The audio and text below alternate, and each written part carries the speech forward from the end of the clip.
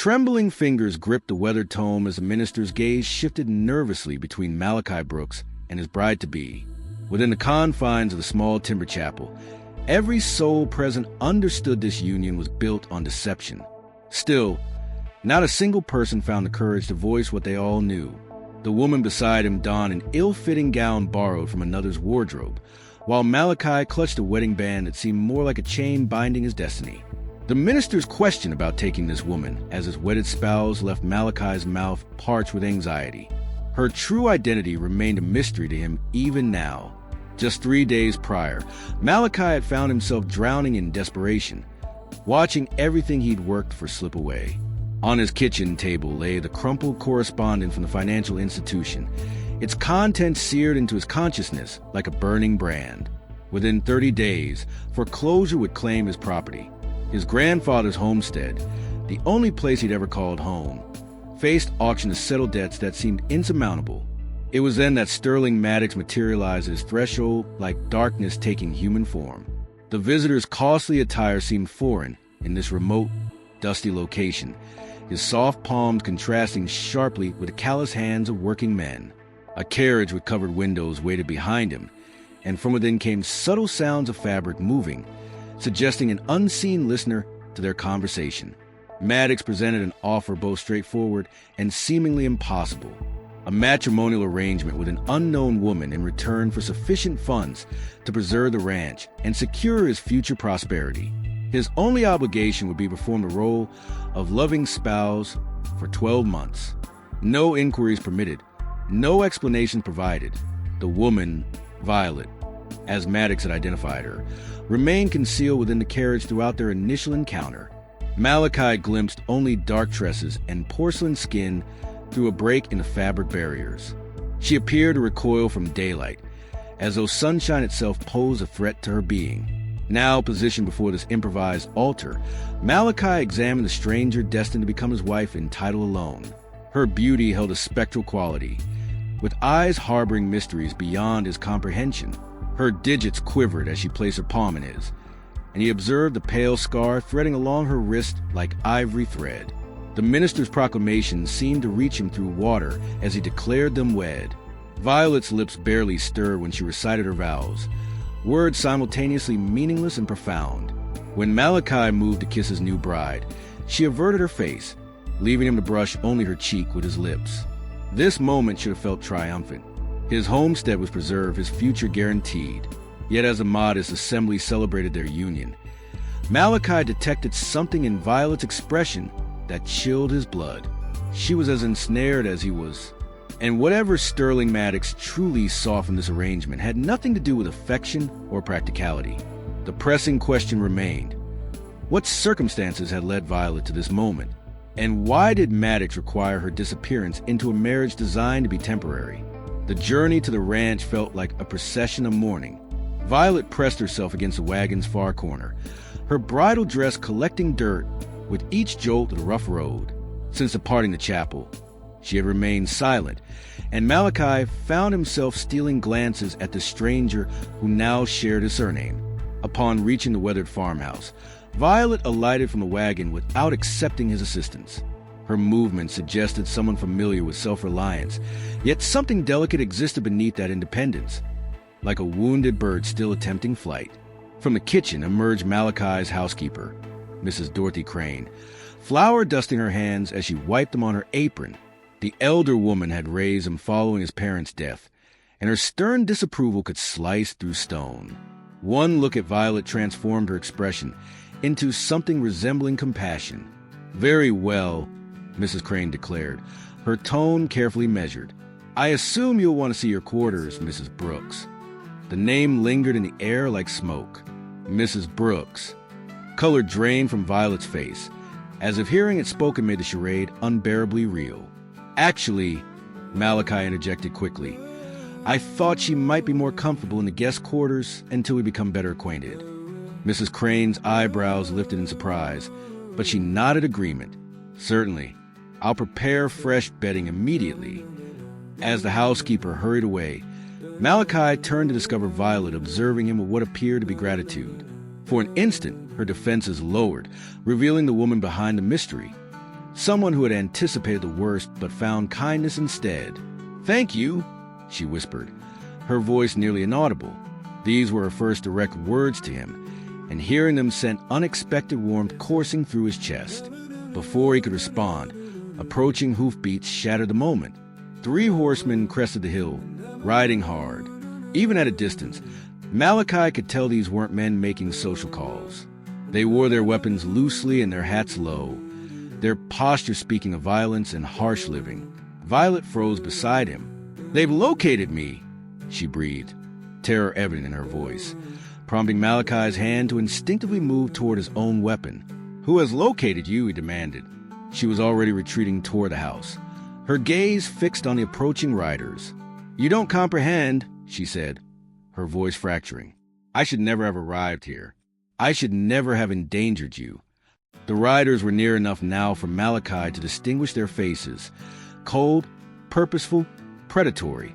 The lead man displayed a star on his vest. But something about him felt wrong for a lawman. "Violet," Malachi said urgently, "what have you done?" She turned to face him then, and in her eyes he saw not guilt, but the desperate fear of someone who had been fleeing for far too long. "I took a life," she whispered, "and they've come to return me home to face the gallows."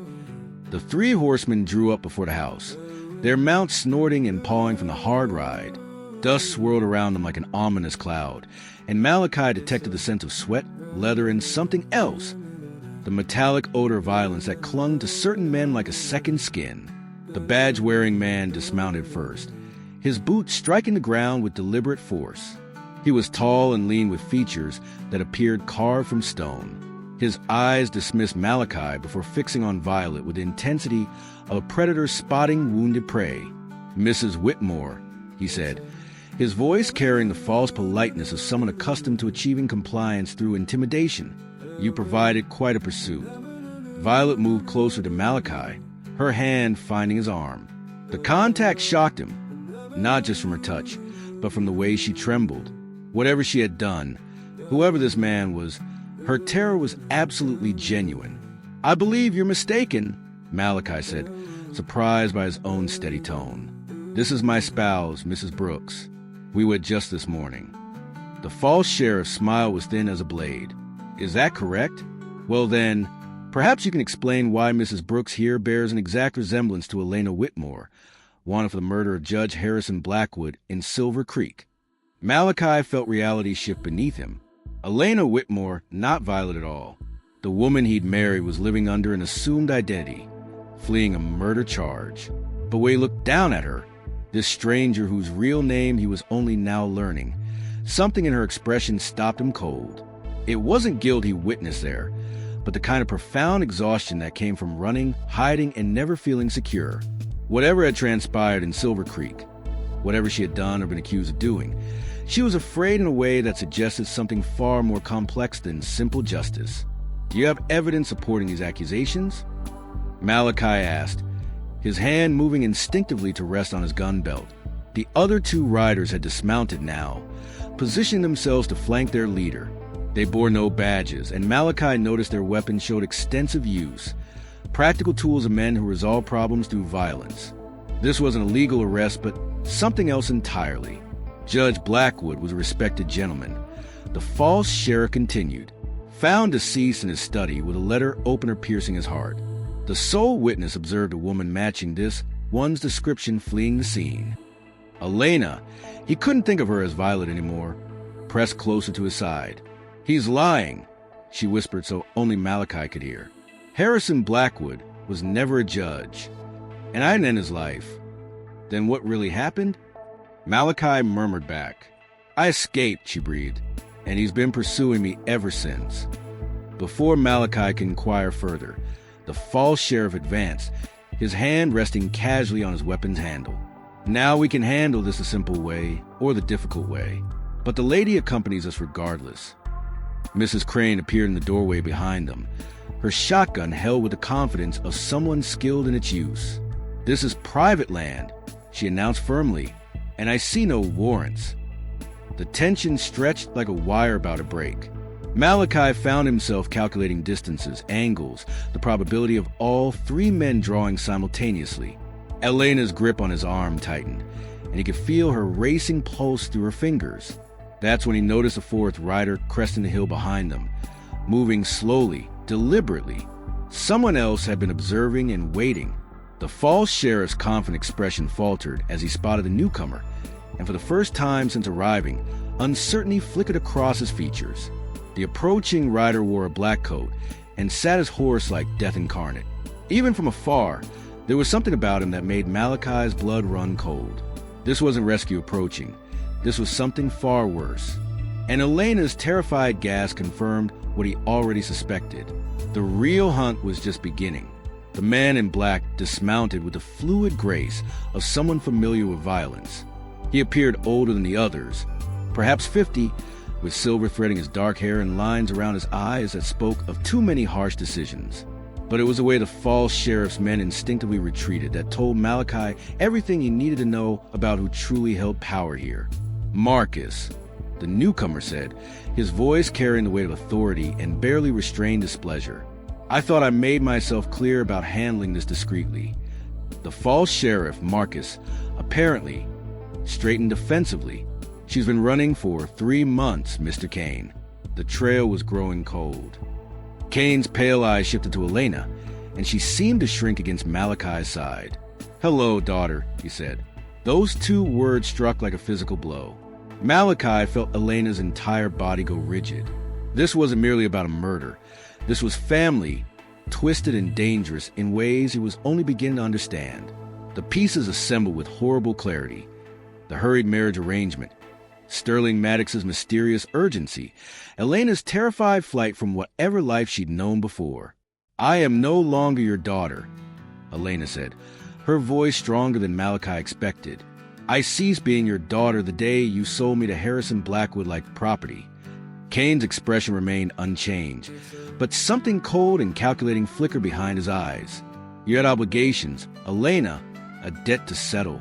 Running away only worsened things for everyone. Obligations? Elena's voice cracked with barely contained fury. He was old enough to be my grandfather. He harmed me, and when I finally resisted, when I finally refused, you chose his money over your own blood. Malachi's hand tightened on his gun without conscious thought. Whatever Elena had done to Harrison Blackwood, whatever had truly transpired in that study, he was beginning to understand why the man she called father had sold her into something that resembled marriage but felt like bondage. The arrangement was legal. Kane continued as if discussing the weather. Blackwood's death voided certain contracts. People lost money, important people. They want compensation or revenge. Or both, Marcus added with an ugly grin. Mrs. Crane's shotgun never wavered. Leave this land, she said firmly. All of you, before I decide you're trespassing with intent to harm. Kane studied the old woman for a long moment, then shifted his attention to Malachi. You seem like a rational man, Mr. Brooks. Surely you can see that harboring a fugitive places you in an impossible situation. The only thing I see, Malachi replied carefully, is a father attempting to drag his daughter back to people who intend her harm. And I see men on my property making threats against my wife. Your wife? Kane's smile was sharp as broken glass.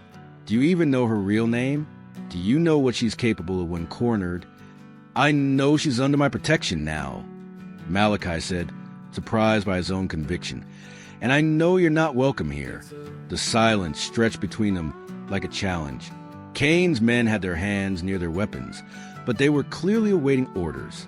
Mrs. Crane's finger rested on her shotgun's trigger, and Malachi could feel Elena's rapid breathing against his shoulder. Very well, Kane said finally, but understand this, Mr. Brooks. Elena belongs to me. She always has. And what's mine has a way of finding its way home eventually. He remounted his horse with the same fluid motion he'd used to dismount. We'll be staying at the hotel in town. When you come to your senses and realize the position she's placed you in, you know where to find us. As the 4 riders turned to leave, Kane called back over his shoulder. Oh, and Elena, your sister sends her regards. Sarah's become quite adept at taking your place in our business arrangements, though I suspect she won't be as resistant as you were. Elena's anguished cry cut through the afternoon air like a physical wound, and Malachi felt her knees buckle against him as Cain and his men disappeared over the hill. Elena collapsed to the ground, sobbing with the kind of despair that comes from realizing your escape has only endangered someone else. But Malachi was already thinking ahead, calculating options and risks. Because now he understood what this really was and why Sterling Maddox had been so eager to arrange this marriage. Elena wasn't just fleeing her past. She was the key to something much larger, and everyone wanted to control her. Elena sat on the porch steps, her wedding dress now stained with dust and tears. She hadn't moved since Cain and his men disappeared over the hill. Her body curved inward as if trying to shield herself from invisible blows. Malachi lowered himself beside her, close enough to offer comfort, but far enough to give her space to breathe. Mrs. Crane had returned to the kitchen, but he could see her watching through the window, the shotgun still within easy reach. The older woman had raised him to recognize pain when he saw it, and Elena was drowning in it. "Sarah's only 17, Elena whispered, her voice hoarse from crying. "When I fled, I thought he would leave her alone. I thought she was too young for his business arrangements." "What kind of business is your father involved in?" Malachi asked gently. Elena laughed, but there was no humor in it, only bitter recognition of a truth she tried to escape. "He calls himself a businessman, but he's really a collector of debts and favors. Men owe him money, so he offers them alternatives. A night with one of his daughters instead of cash. A marriage arrangement to seal a deal. We were his most valuable assets because we were family. Harder to refuse, harder to complain about." The words hit Malachi like physical blows.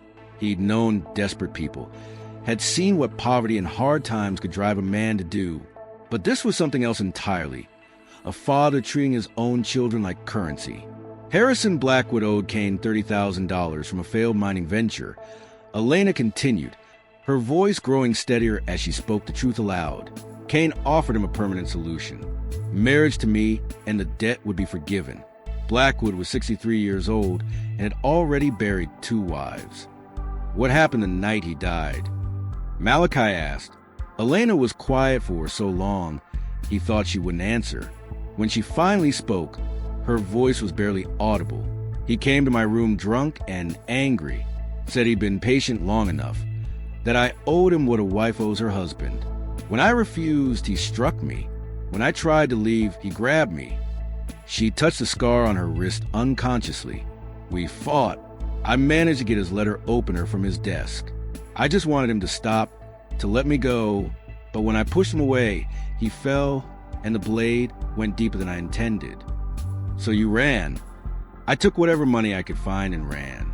I thought if I could disappear completely, become someone else, Cain would eventually give up looking for me. I never imagined he would use Sarah to replace me." Malachi studied her profile, noting the determined set of her jaw beneath the exhaustion. "How did you end up married to me?" "Sterling Maddox found me in a boarding house 2 towns over. He said he knew men who could make me disappear permanently, give me a new life where Cain could never find me. All I had to do was play the role of loving wife for 1 year." Elena turned to look at him directly for the first time since the confrontation. "I thought you were part of it. Another man buying a woman for his convenience. And now I think Sterling Maddox has his own reasons for wanting to keep me away from my father. And I think he got caught in the middle of something much bigger than either of us understood." Before Malachi could respond, the sound of a single horse approaching made them both tense.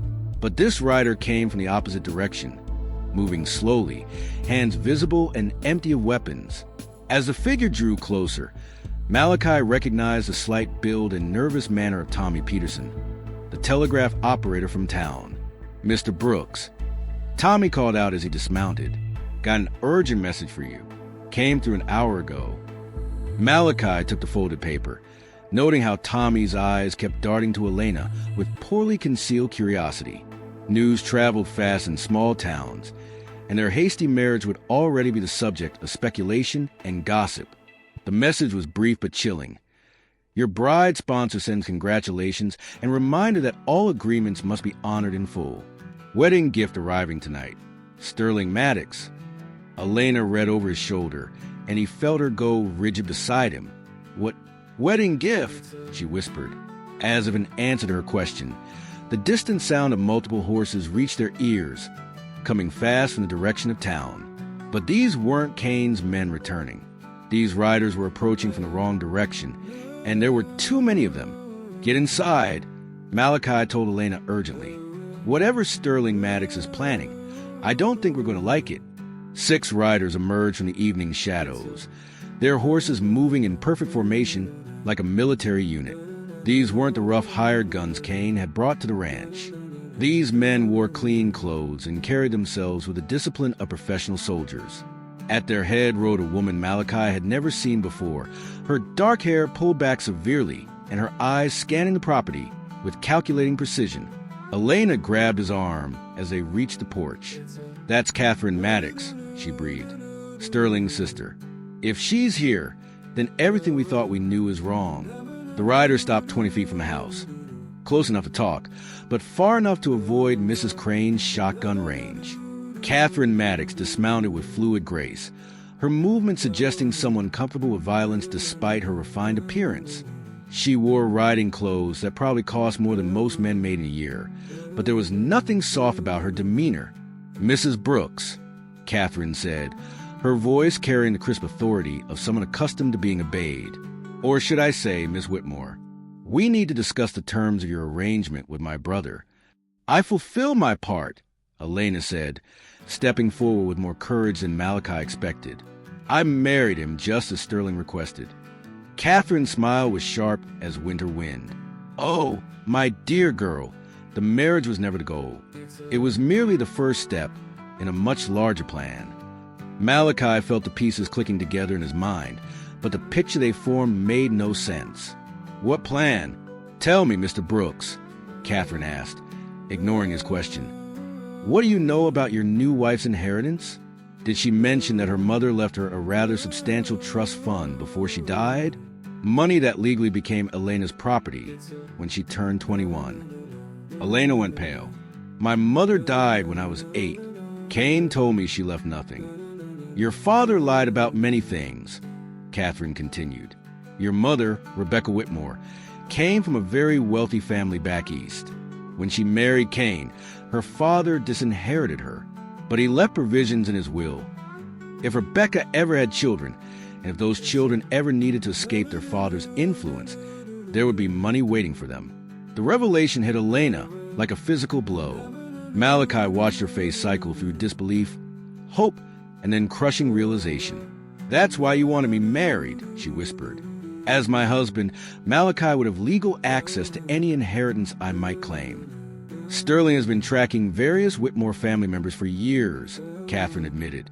"When we learned about your situation with Blackwood, we saw an opportunity. Remove you from your father's control, establish you in a legal marriage, and help you claim what was rightfully yours. In exchange for a reasonable percentage, of course." "How much money are we talking about?" Malachi asked, though he suspected he didn't want to know the answer. $60,000, Catherine said. "Enough to buy your ranch 20 times over. Enough to disappear forever if that's what Elena chooses. And enough to ensure that certain people never have to worry about Cain's business arrangements again."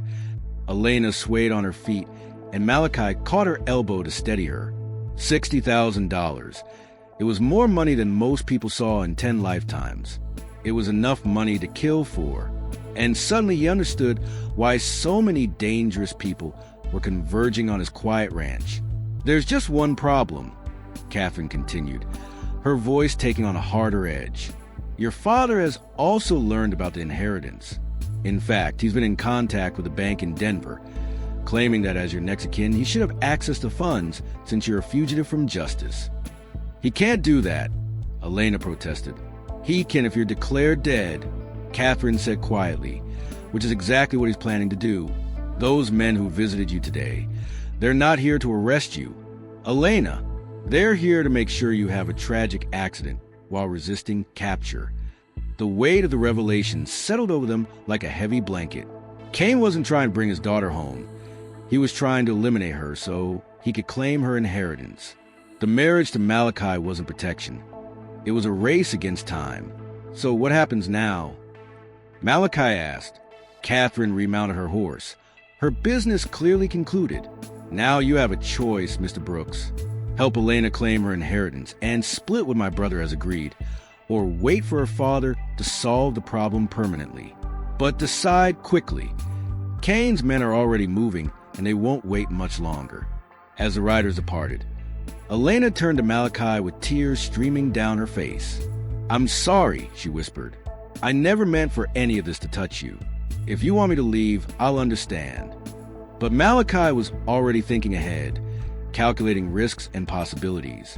Because if Catherine Maddox was telling the truth, then Elena wasn't just his wife in name only. She was a key to more money than he'd ever dreamed of. And every dangerous person in 3 territories was about to come looking for her. The question was, could he keep her alive long enough to claim it? The attack came just after midnight when the moon was hidden behind thick clouds and the ranch lay shrouded in darkness. Malachi had been expecting it, lying fully clothed on top of his bed covers with his rifle within easy reach. The soft creak of floorboards in the kitchen told him they were already inside. Elena was in the guest room down the hall, but when he crept to her door, he found it empty. Panic shot through him until he heard Mrs. Crane's voice from the kitchen, steady and commanding despite the circumstances. "Coffee's on the stove if you want some," the older woman was saying, "though I suspect you boys didn't come here for refreshments." Malachi moved silently through the darkened house, using shadows and familiar territory to his advantage. Through the kitchen doorway, he could see Marcus and 2 of his men, their guns drawn but pointed downward in deference to Mrs. Crane's shotgun. Elena sat at the kitchen table, her hands visible and empty, but her eyes alert and calculating. "Where's Kane?" Malachi asked, stepping into the doorway with his rifle trained on Marcus. "Right here," came a voice from behind him. Malachi spun to find Kane emerging from the parlor, his own weapon trained on Mrs. Crane. "Drop the rifle, Mr. Brooks, unless you want the old woman to suffer for your heroics." The standoff stretched between them like a taut wire, for armed men, one elderly woman, and Elena caught in the middle. Malachi could see the calculation in Kane's eyes, the cold assessment of a man who treated human lives like poker chips. "Let me make this simple," Kane continued. "Elena comes with us quietly, and everyone else walks away. She resists, and this becomes messier than any of us want." "You mean she comes with you to die?" Elena said, her voice steady despite the circumstances. "So you can claim my inheritance and sell Sarah to the highest bidder?"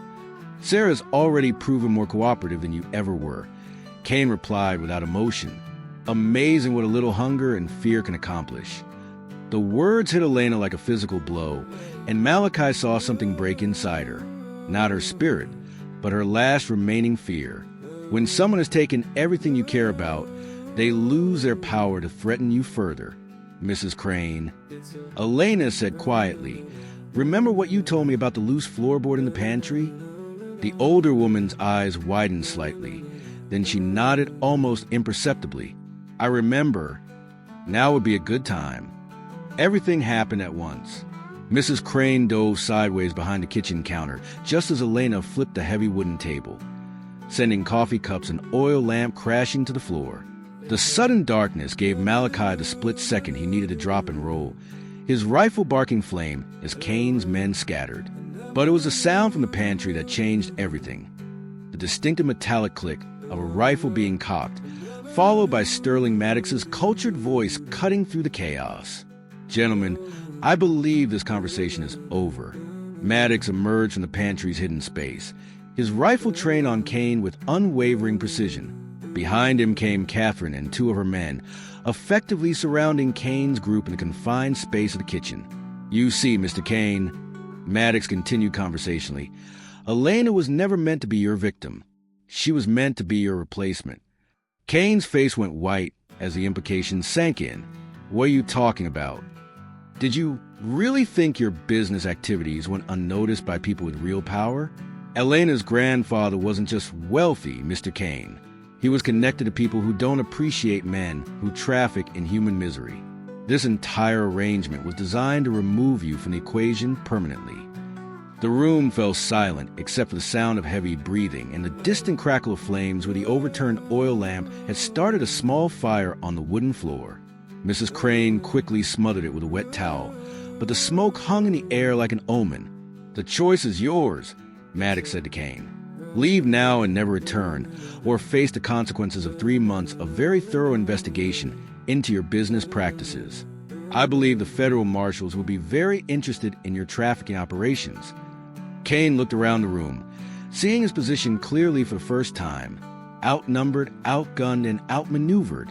When he finally spoke, his voice carried the bitter recognition of a man who had lost everything. "This isn't over," he said. But even he didn't seem to believe it. As Kane and his men retreated into the night, Elena turned to Malachi with tears streaming down her face. But for the first time since he'd met her, they weren't tears of fear or despair. They were tears of hope. 3 weeks later, Elena stood in the parlor of the ranch house, holding a bank draft for $60,000 in her trembling hands. The money felt both heavier and lighter than she had imagined. Heavy with the weight of her mother's sacrifice, light with the promise of freedom it represented. Sterling Maddox sat across from her, his expression more relaxed than she had ever seen it. The mysterious urgency that had driven their initial arrangement was gone, replaced by something that looked almost like satisfaction. "Your grandfather was a remarkable man," Maddox said. "He spent the last 20 years of his life tracking down every person his daughter Rebecca had ever helped or loved. When he learned about you and Sarah, he made provisions, not just money but protection." "Protection?" Malachi asked from where he stood by the window, still watchful despite Kane's retreat. "The federal marshals who arrested your father yesterday." Maddox explained to Elena. "They've been building a case for months based on information your grandfather's people provided. Kane won't be troubling anyone for a very long time." Elena's breath caught. "And Sarah?" Catherine Maddox entered the room as if summoned by the question, and behind her walked a young woman with Elena's dark hair and frightened eyes. Sarah Whitmore looked thin and pale, but alive and unharmed. "Sarah," Elena breathed, rushing to embrace her sister. The reunion was everything Malachi had hoped it would be, tears and laughter and the kind of fierce protectiveness that only family could provide. As the sisters held each other, he found himself thinking about choices and consequences, about the strange ways life could bring people together. "There's one more thing," Maddox said when the initial emotion had settled. "The marriage, while arranged under unusual circumstances, is legally binding. The question is what you both want to do about that." Elena looked at Malachi, and he saw uncertainty in her eyes for the first time since their wedding day. Not fear, but the careful hope of someone who had learned to guard her heart carefully. "I know this wasn't what either of us planned," she said softly.